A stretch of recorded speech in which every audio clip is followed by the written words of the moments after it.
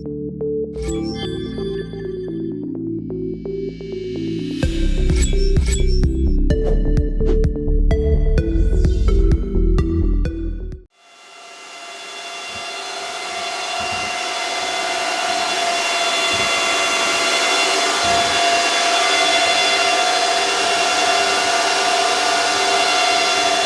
guys, RPM here, hope you're doing well, having a really great day.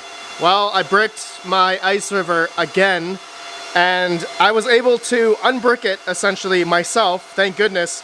But before, some of you may remember when I first got this Iceriver KS2 that it was bricked because I was changing out the pools, trying to solo mine, trying to use different mining pools, because when this first came out, when I first got it, it was only compatible on mining on like 3 or 2 different mining pools. And so now, today, as of recording, I tried to mine on a few other pools and it would work, it would not work, and I would see if it's going to work on mining into Bitcoin on some mining pools, which I do have it working. I'll talk about that later. But yeah, before, when I got it and I bricked it, Iceriver people had to remote into my computer, which is isolated on its own network, not able to access my other parts of my network. They had to SSH into the Iceriver. They used PuTTY, and I can show on a screen here what they did.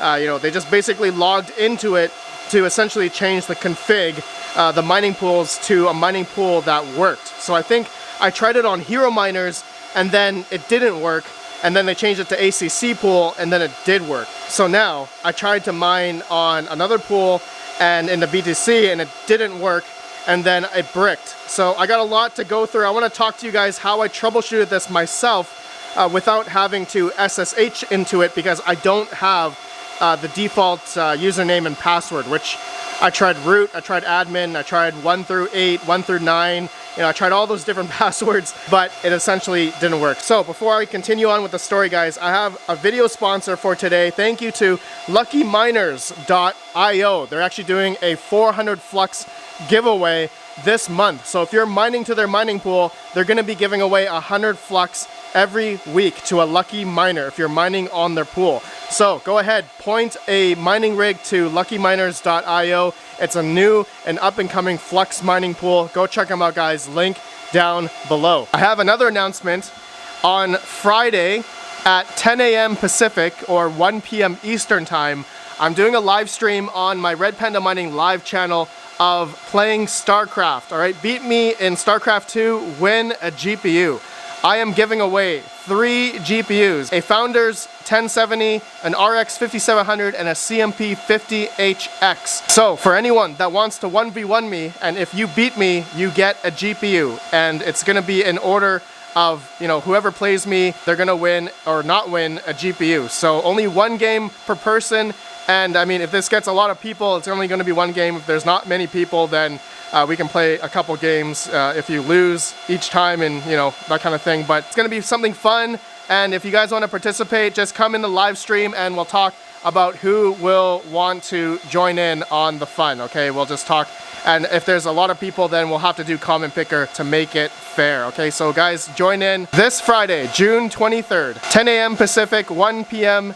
Eastern time. All right, so before I show you guys how I was able to unbrick it, essentially, I'm actually mining to 2 miners right now into BTC. So apparently Kaspa on the KS2 here, I can connect to it and they're able to do payouts into Bitcoin. So I thought that was pretty cool.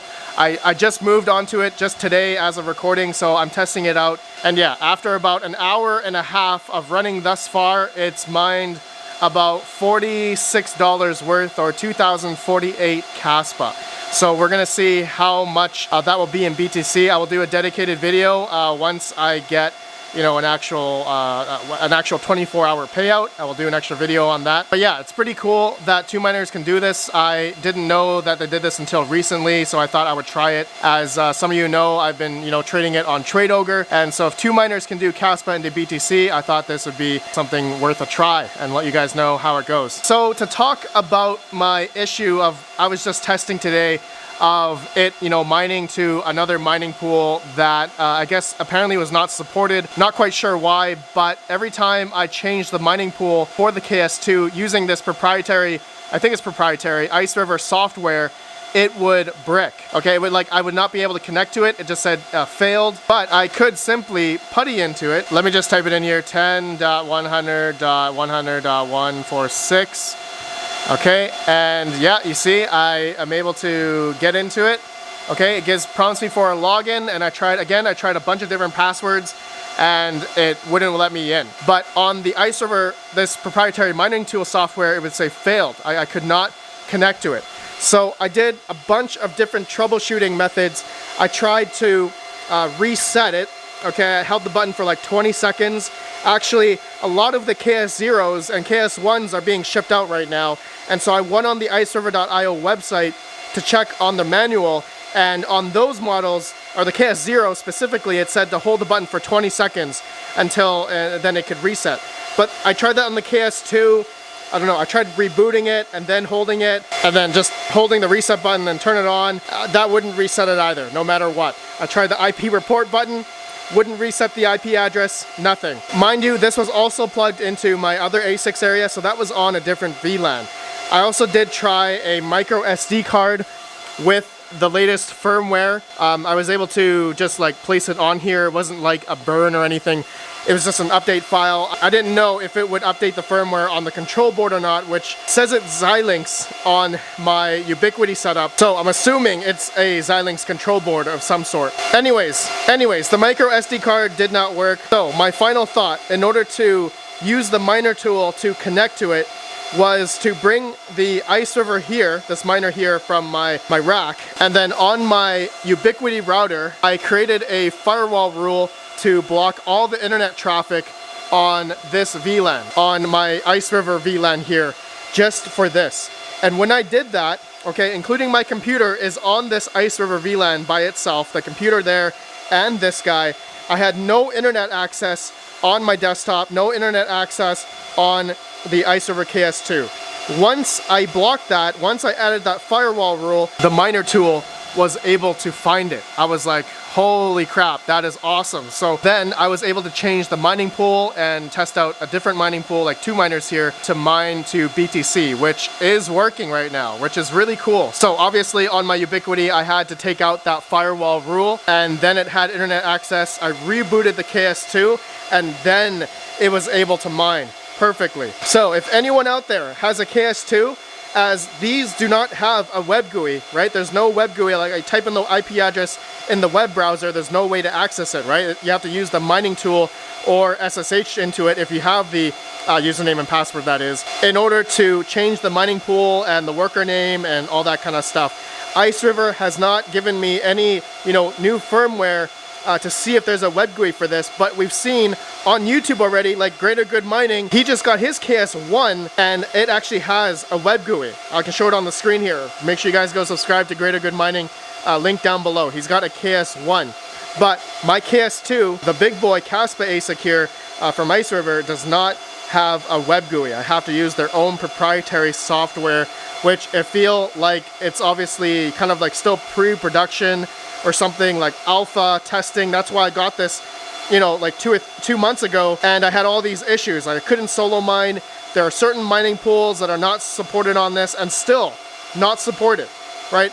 Only the top few mining pools that you see on Mining Pool Stats right now is compatible with this KS2 Iceriver. Now, I know a lot of people have been getting their KS0s, their KS1s, and recently, so the Caspa network hash rate is rising. So there have been a lot of people reporting that certain mining pools are not supported for the Icerivers, and I think some people are asking about NiceHash and all that kind of stuff. That's why I was testing out NiceHash. I was testing out 2 miners.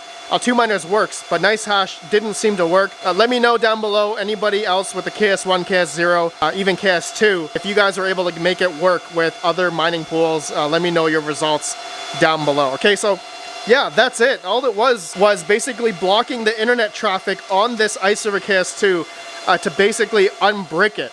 So I thought that was a pretty intuitive way for me to like trick it in a way so that I could re-access it, as the mining tool wasn't able to because it was unable to mine to that pool right away. So it somehow bricked the miner itself. But when I blocked the internet traffic I thought that was pretty cool. Guys, stay tuned for a video. I am going to be getting my pfSense router back on my table there.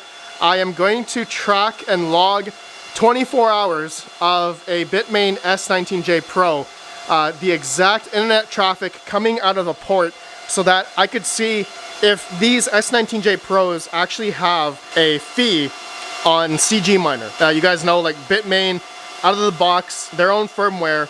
I'm curious to know if it's gonna send shares to another mining pool other than the mining pool we specify on this S19J Pro. Let me know if you guys think that would be interesting.